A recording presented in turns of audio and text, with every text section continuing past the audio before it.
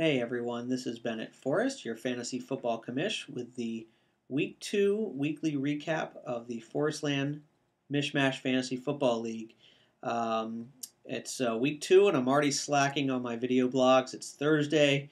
I committed to do this by Tuesday every week, and I'm already slacking, but I'm going to get it done, and I'm not going to miss a week this year. So before we get into the weekly recap, a quick funny story. So I'm looking for some quarterback depth, and I'm looking at the waiver wire on Tuesday night. Who am I going to pick up? Oh, and I see David Carr. And I'm like, whoa, Oakland Raider quarterback. They just came off a win. I'm all set. I'm going to get this guy. I'm going to drop Ryan Mallett. Well, I wake up Wednesday morning, and sure enough, I get David Carr, only to realize that it's not the right Carr. It's Derek Carr is the Oakland quarterback who was drafted by the Calvinators in like the 5th or 6th round, and I got the older brother who's not even in the league.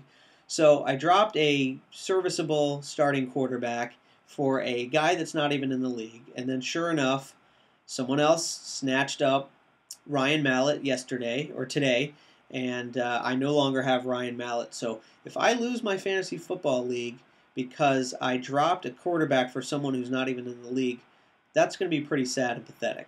But at this point, we'll see. I don't think Ryan Mallett's going to win the league, but Ray Finkel's Kicking Academy definitely needed to pick up somebody with Tony Romo going out. So either I'm getting old and sloppy, or I don't know what, but totally tried to pick up the wrong guy, and let's see if it bites me in the butt later on. All right, so now to the Week 2 recap. We had a bunch of close games, as you can see, and we'll look at the standings in a minute. A lot of parity. We have 8 1-1 teams. Only one team's undefeated. Only one team has 2 losses. And we'll start with the Calvinators with a tough luck loser. As you can see, second highest scorer in the league and loses by 3 points to the Travelers.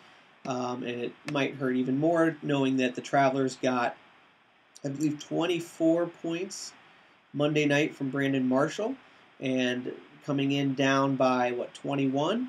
So needed 21 to tie and got 24 to take the lead.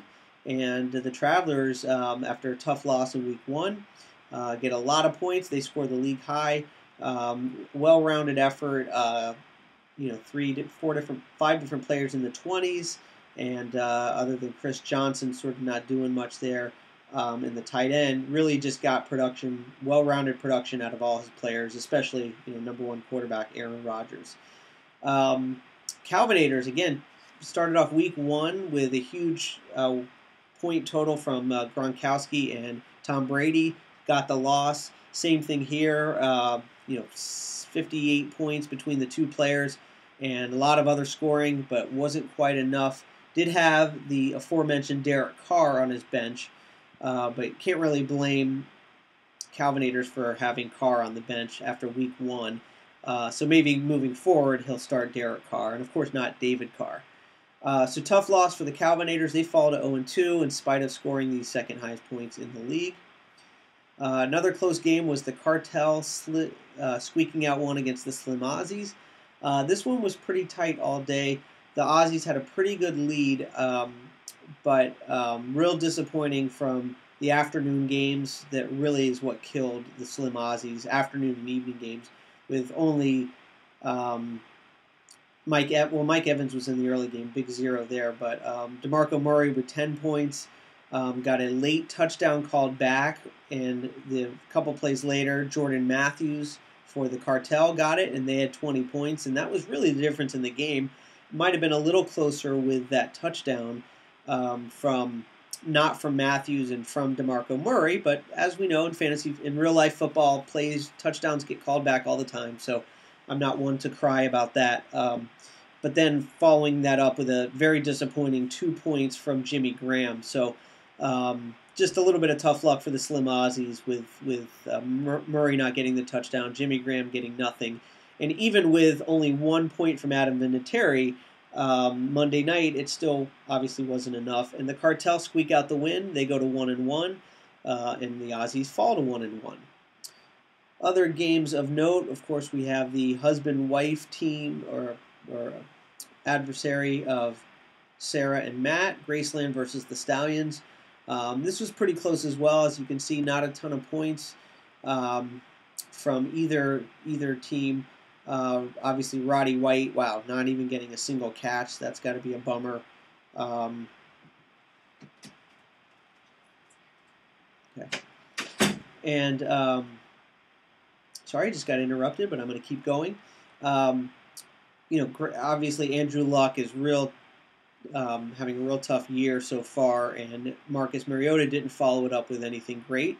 But Graceland does get enough from Julian Edelman and Amari Cooper and Demaryius Thomas right there in the middle to get 139 points and beat out her hubby Somerset Stallions, who followed up a lot of league high first week with one of the lower point totals of the week, even with Antonio Brown getting 37 points.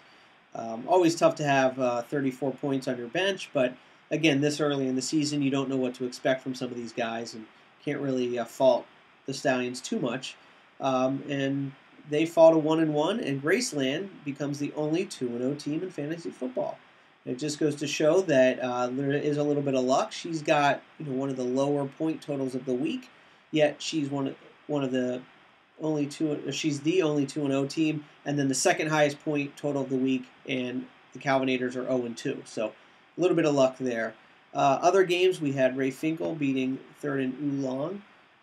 Ray Finkel, in spite of Tony Romo getting hurt, got a lot of points from Carson Palmer, who's going to have an amazing year if he stays healthy.